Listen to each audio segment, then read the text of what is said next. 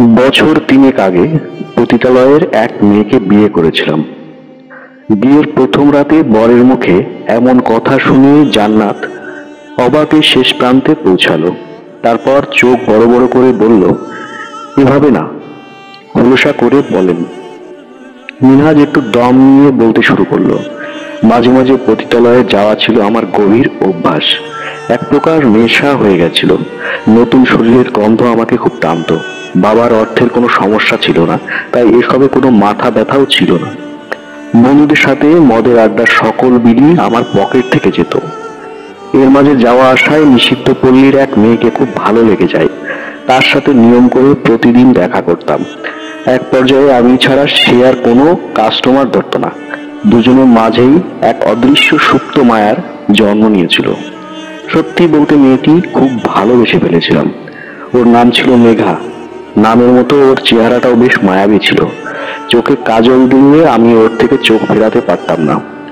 বাবা মাকে ওর কথা বলেছিলাম, কিন্তু তারা একেবারেই না করে দিয়েছিল। আমিও জানতাম এমনটাই হবে, তাই আগাম প্রস্তুতি নিয়েছিলাম। পালিয়ে যাওয়ার প্ল্যান ছিল। মা বাবার বিপক্ষে যেয়ে মেঘাকে বিয়ে করলাম। মেঘা সব পরিবেশে অভ্যস্ত ছিল, আমি জানি। ও কারো দেখে ভয় পেত না, সব পাল্টা জবাব দিত। মেয়েটি নিষিদ্ধ পল্লী হলেও ওর মাঝে এক সত্য নৈতিকতার ছায়া দেখেছিলাম।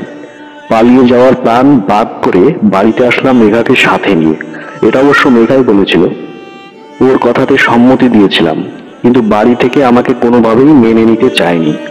বাড়িতে মেঘাকে সবার সামনে উপস্থাপন করতেই সবাই আমার উপর রাগান্বিত হলো। আমাকে আর মেঘাকে বাড়ি থেকে বের করে যাওয়ার কথা বলে।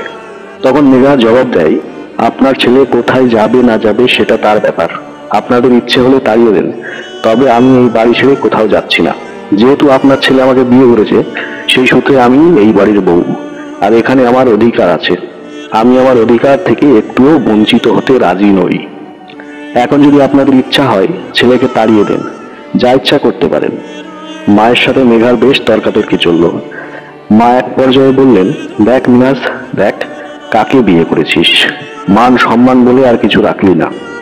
এই মেয়ের না আছে ভদ্রতা, না আছে সুশিক্ষা। দেশে কি মেয়ের অভাব ছিল?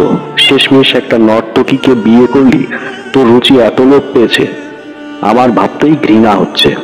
মায়ের কথা শুনে মেঘা তখন বেশ জোর গলায় বলল, আমাকে নর্তকী বলেন আর পতিতা বলেন, আমি কিন্তু এখন এই বাড়ির বউ, আপনার ছেলের বউ। সেই ক্ষেত্রে একটু ভেবে বলবেন। কিছুক্ষণ আগে আমার একটা পরিচয় ছিল, এখন আমার জীবনে নতুন একটা পরিচয় আছে।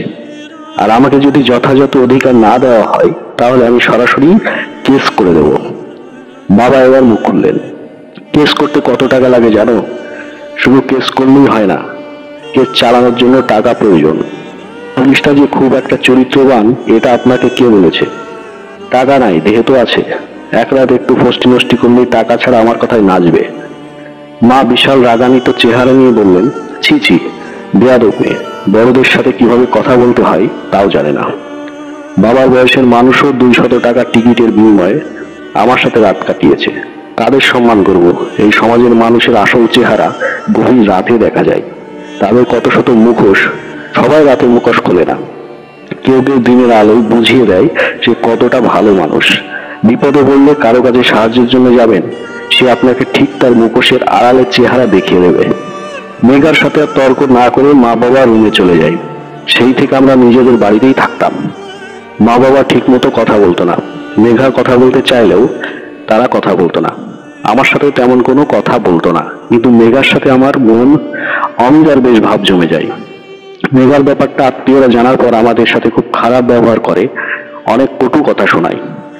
মা এই জন্য সবচেয়ে বেশি রেগেছিলেন। তার বোনদের কাছেও কোনো সম্মান পেত না। মিনাজ এবার থামলো। একটানা অনেকক্ষণ কথা বলায় একটু হাঁপিয়ে উঠেছে। জান্নাত ঘড়িতে দেখলো 12টা 54 মিনিট। মধ্যরাত বলা যায়। মধ্যরাতে কফি খাওয়া জান্নাতের একটা পুরনো অভ্যাস, কিন্তু এখন সে নিরুপায়। আজকে বিয়ে হয়েছে, এমন অদ্ভুত একটা কাজ করলে তা খারাপ দেখাবে। মধ্যরাতে কফি খাওয়া, মিনহাজ ব্যাপারটা কিভাবে নেবে এটা ভেবে জান্নাত কিছু বলতে পারছে না। মিনহাজ বলল, আচ্ছা ঘুমাও, ঘুম পাচ্ছে খুব। জান্নাত বলল, না, গল্পটা আজ রাতে শেষ না করে ঘুমাবো না। আপনি বরং জিরিয়ে নিন। আমি ঝটপট কফি করে নিয়ে আসি। কফি খেতে খেতে বাকি কথা হবে। মিনহাজ জান্নাতকে রান্নাঘর দেখিয়ে দিয়ে ব্যালকনিতে এসে দাঁড়িয়ে একটা সিগারেট ধরালো। অর্ধেক সিগারেট শেষ না হতেই জান্নাত এসে হাজির। ধূমপান করা চলবে না, ফেলে দিন বলছি। মিনহাজ সিগারেটটা অ্যাস্ট্রেতে ফেলে জান্নাতের হাত থেকে কফির মগটা দিল। গরম কফি মগে চুমুক দিয়ে জান্নাত বলল, তারপর কি হলো বলেন। আগামীকাল বলি। জান্নাত কপট রাগ দেখিয়ে বলল, বললাম তো আজই বলতে হবে। মিনহাজ ব্যাপারটা এড়িয়ে গিয়ে বলল, আপনার যে মধ্যরাতে কফি খাওয়ার নেশা আছে এটা বললেই পারতেন। আপনি কিভাবে জানলেন? অমিতা বলেছে। জান্নাত খানিকটা লজ্জা পেল। ইস, অমিতা আর প্রেস্টিজ বলে কিছু রাখলো না। জেনেই যেহেতু গেছেন আর লুকিয়ে লাভ কি। আর আপনি কিন্তু খুব সাবধানে মেইন টপিক এড়িয়ে যাচ্ছেন। মিনহাজ হেসে দিয়ে বলল, না শুনে ছাড়বেন না দেখছি। তবে শোনেন, মেঘার সাথে মা বাবাও আস্তে আস্তে মিশে গেছিল প্রায়। মেঘার অসুস্থ এক মা আর ছোট বোন ছিল, তাদের সকল খরচ মেঘা দিত।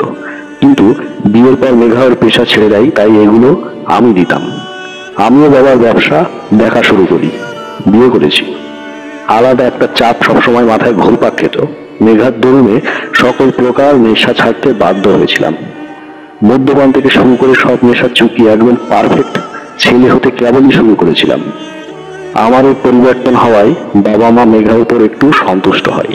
তাদের মাঝে দূরত্ব কমতে থাকে, প্রচন্ড ভালোবাসার মধ্য দিন কাটতে থাকে। কিন্তু এর মাঝে একটা ঝড় নেমে আসে আমাদের জীবনে। অফিসে কাজের জন্য আমি কয়েকদিন বাসার বাইরে যাই। এর মাঝে বাড়িতে ডাকাত হামলা করে। অমিতার মেসে ছিল, তাই ওর কোনো ক্ষতি হয়নি। ডাকাতেরা বাবা মাকে প্রচুর মারধর করে, সকল টাকা পয়সা সোনা যা ছিল সব নিয়ে যায়। পরের দিন আমি বাড়ি ফিরে জানতে পারি মা বাবা হসপিটালে। প্রতিবেশীদের কেউ একজন হাসপাতালে নিয়ে আসে। কোনো দরকারে আমাদের বাসায় গিয়েছিল। আর যে মা বাবাকে অজ্ঞান অবস্থায় পাই, আমার বা অমিতার, এমনকি আমাদের কোনো আত্মীয়র সাথে যোগাযোগ করার কোনো ওয়ে তাদের কাছে ছিল না। আমি বাড়িতে এসে তাড়াতাড়ি হসপিটালে ছুটে যাই। তারপর সবাইকে খবর দিই। জান্নাত হঠাৎ বলল, মেঘার কি হলো? ওর কথা তো বললেন না। মিনহাজ একটু দীর্ঘশ্বাস ফেলে বলল, বাবা মা জ্ঞান ফেরার পর আমার সাথে যখন কথা বললো তখন আমি জিজ্ঞেস করেছিলাম এই ডাকাত দলের সাথে নাকি মেঘার সম্পর্ক আছে। মেঘার সহায়তায় এরা বাড়ি প্রবেশ করে। জান্নাত বলল, আপনি কি এটা বিশ্বাস করেছেন? বিশ্বাস করতে পারিনি, তবে মা বাবার এই অবস্থার দিকে তাকিয়ে বিশ্বাস করেছি। মনে মনে মেঘাকে খুব ঘৃণা হয়। মেঘার সাথে আর কখনো দেখা হয়েছে? না। মিনহাজ একটা সিগারেট ধরালো। সিগারেটের প্রচন্ড নেশা চেপেছে। সিগারেটের এখন অতি প্রয়োজন মিনহাজের। এমনও তো হতে পারে মেঘা নয়, ডাকাত দলের সাথে আপনার মা বাবার প্ল্যান ছিল। তারাই মেঘাকে ওদের হাতে মেলিয়ে দিয়েছে আপনার জীবন থেকে সরিয়ে দেওয়ার জন্য। আপনার বাবা মা উপরে মেনে নিলেও আদৌ কি মন থেকে মেঘাকে মেনে নিয়েছিল? জান্নাতের কথায় মিনহাজের হাত থেকে সিগারেটটা পড়ে গেল। মিনহাজ অবাক হয়ে বলল, কে তুমি? তো বন্ধুরা, আজকের এই গল্পটা যদি আপনাদের একটু ভালো লাগে অবশ্যই একটা লাইক করে দিন, বন্ধুদের সঙ্গে শেয়ার করে দিন। আর এরকম গল্প পাওয়ার জন্য অবশ্যই চ্যানেলটিকে সাবস্ক্রাইব করে বেল বাটন প্রেস করে রাখুন, যাতে করে আমার লেটেস্ট ভিডিওগুলো সবার আগে আপনার মোবাইল স্ক্রিনে দেখতে পান। তো বন্ধুরা, আজ এই পর্যন্তই। ভালো থাকবেন, খুব ভালো থাকবেন, সুস্থ থাকবেন। ধন্যবাদ সবাইকে।